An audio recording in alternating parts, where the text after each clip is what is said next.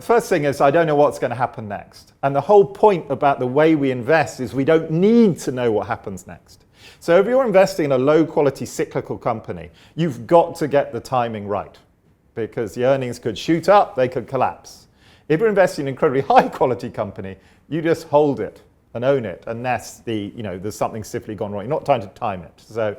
So my qualification is this is not area of expertise, which is why we invest the way we do, right? But given that, and I'll attempt to answer your question, we live in a very, very volatile world. The politics and everything, and we're 10 years into a recovery. It's not been the most boisterous of recoveries, but 10 years into global recovery since the global financial crisis. You call it the global financial crisis. In Britain, we just call it the financial crisis because it was in our street, right? There was a queue outside a bank, but that's neither here nor there. So you have to be worried and nervous, given the volatile politics and the old cycle, that things might turn over at some point.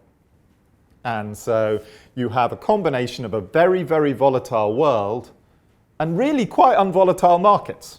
So the markets are not reflecting the volatility of the world, and that makes me nervous about the market as a whole and tells me that it's probably a decent idea to get into the companies that aren't volatile even when the world does get volatile. And at some point, earnings for the market will fall, and fall dramatically when next turndown comes.